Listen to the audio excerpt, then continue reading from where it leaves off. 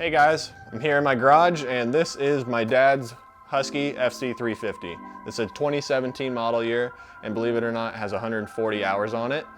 It's in need of some, not repair, but some cosmetic upgrades and a little bit of maintenance. We followed up on maintenance on this bike the entire time we've had it. The only thing we haven't done per service interval in the manual is the clutch plates. But we pulled them out and investigated and looked at them and they still looked so good. It was kind of surprising how good they look for how many hours this bike had on it. But my dad isn't too hard on the clutch. He likes to lug a gear high and stuff around the track, so that's why it still looks the way it does. But basically my dad likes this bike so much he doesn't want to get rid of it. I recently got myself a new 350, so I thought it'd be cool to kind of do a build side by side, you know, where I build my bike and we kind of refresh this bike or rebuild it. So this is basically going to be a KTM or Husky rebuild project. So this 2017 Husky is going to get a refresh in the plastic department with some new graphics and things like that, and maybe something budget friendly in the wheel department. Maybe not, you know, the crazy $2,000 wheel setup you'd see with, you know, some crazy kite hubs and, you know, new hoops and everything. But we're probably going to clean them up a little bit and see what we can do with the W. We have some things in the works possibly. So this bike is bone stock. The only thing that's done to it is it has an airbox mod and a pipe, and other than that it's bone stock. The only thing that we've done to it besides that is put a bigger rotor on the front, but I don't really count that as like any kind of modification really. That all it does is help the braking power. So this bike has been so good to my dad, he wants to keep it, but he decided, you know, instead of getting a new bike, going out and spending 10 grand on a new bike, you could just refresh yours. So my dad bought this bike back in 2018, I believe, and he paid around $6,000 for it, somewhere around there. And he's put, you know, he's got 140 hours on it now, and it's time for some love. So instead of going out and buying a new bike, we decided let's make this bike look like brand new because it handles well, it's got great power, and he loves the way it rides. So we're gonna do some cool things with it. And I thought it'd be cool to bring you guys along. So one of the things people say is with these Huskies and KTMs is, oh, you know, the 350 revs so high and the maintenance and this and that, and might not be the most reliable for owning for a certain amount of time. It's getting up there in the hours and this and that. But I'd say this bike is a great example for what a bike can do if you take care of it. You know, you do your oil changes and your filter and everything when you're supposed to. Make sure you're keeping your seals and everything greased and everything all lubed up, and a bike will go a long way if you treat it right and it's mechanically sound like this one is. We've had zero issues with this bike since we got it, and the only thing we've done to this bike is a piston, which we did 3 or 4 hours ago just as a safety precaution, and we were so surprised at how good the stock piston looked. So other than that, he's still on stock wheels, stock plastics and everything. He bought numbers for this bike when he bought it, and these are the same ones that are still on it, and I've been begging him to get rid of this yellow for 2 years now. So it's about time we get rid of it and make this bike look a little better. So we're gonna go ahead and show you guys some of the kind of areas that need the most attention. But other than that, it's just gonna be a fun rebuild on a bike, not even a full rebuild where we're gonna pull out our motor or anything like that. We'll leave the engine in there and just clean up everything around it, you know, anything that needs to be addressed, we'll get to, and we'll make it look a lot better in the process. So it'll be like a new bike for him. So the wheels on this bike are in great condition. DID Dirt Stars are a great wheel. They're a lot better than an XL Tagasago in my opinion, or at least the stock XL Tagasago. So these Dirt Stars we have zero complaints with. I actually pulled some off my Husky before I sold it to put on my KTM because it came with XLs. So his are in great condition besides the aesthetic appeal. These have new bearings in them, but the hubs are looking a little tarnished and a little dull, and his hoops are in, you know, kind of beat condition as far as the paint goes, because the guy that owned this before him rode it in the desert a lot, so a lot of the black stuff has gotten kind of pitted on it. And then also from changing tires so many times, we just got a nice silver bead around here that we sometimes just hit with a Sharpie to keep it looking black. So we're gonna have some interesting things going on. Hopefully we have a sort of budget-friendly way to clean up your wheels if you guys have an older bike like this, or a bike that has, you know, good wheels on it, but you don't really need new wheels.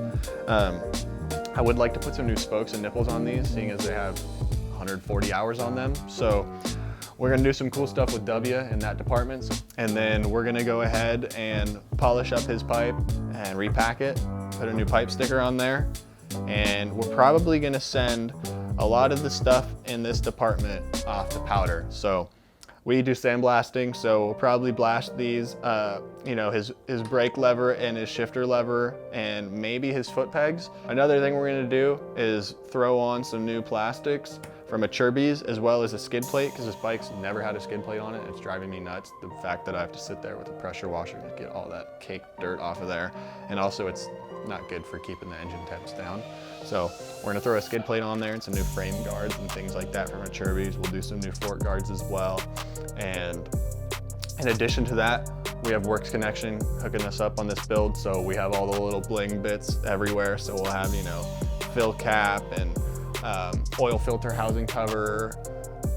These up here, we're gonna do the Elite axle blocks as well. So that should free up the rear end of the chassis a little bit.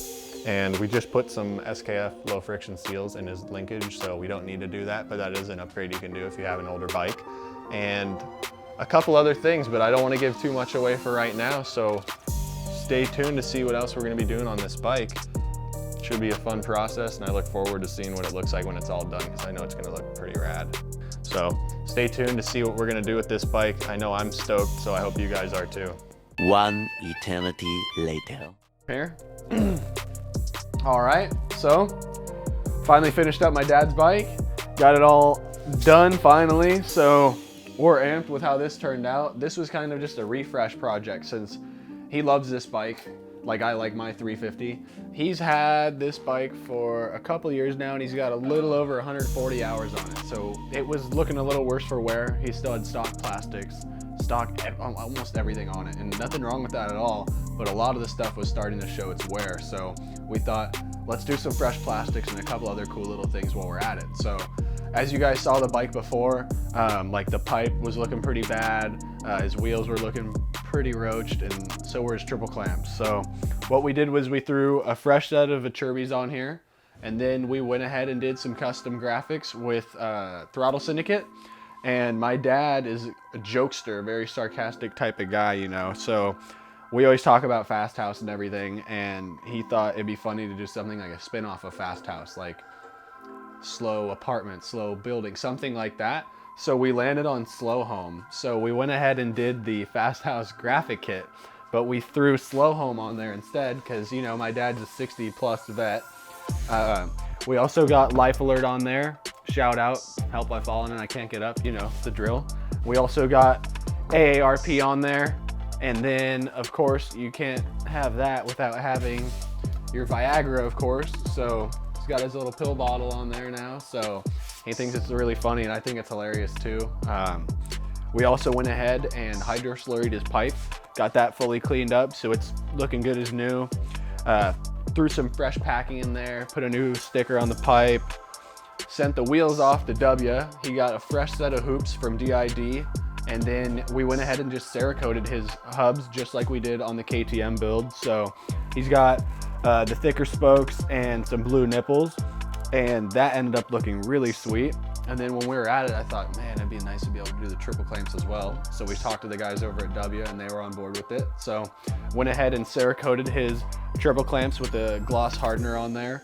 So that ended up looking really sweet. And then I used to have a Husky as well, so I ended up having some like little extra parts here and there that were blue from when I bought that bike. So I threw on like my stock bar pad from that, as well as all little blue bits in here, like this oil filter housing I already had. This comes stock blue, so that was kind of like the thought process of, oh, let's just keep it kind of blue, white, and gray with a little bit of gold or, you know, bronze in there. So we went ahead and threw on some of the Works Connection stuff as well. So he's got the, you know, the brake cap, clutch master, little fill plug right here, brake master, and a few other little things. He's got the Elite axle blocks as well. So went ahead and threw on a fresh sprocket from, I think it's called Dirt Tricks.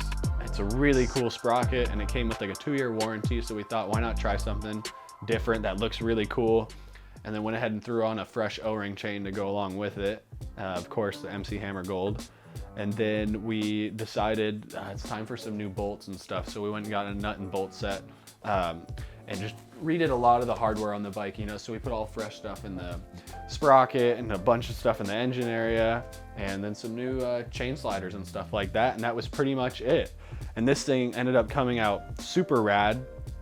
So, I mean, thank you guys so much for watching this whole build take place. It's been really fun to do, and me doing my bike is new to me, as well as doing my dad's bike. You know, he's never gone this hardcore on a bike as well, as far as like aftermarket with all the cool little stuff. So COVID's been cool to us. You know, we've had a lot of time to be able to work on the bike, so it's awesome to be able to show it to you guys. So here it is, and thank you guys for staying along with this whole build series. I know you guys didn't see a whole lot of the process on this bike, but it's pretty self-explanatory. You guys have seen people pull apart dirt bikes a million times and put them back together. So we thought that's kind of boring, but other than that, I mean, the only other things we did was just throw in a fresh set of tires, you know, the MX-33 and the MX-53 up front, and we'll be ready to go ride some Kahia this weekend. So thank you guys again for watching.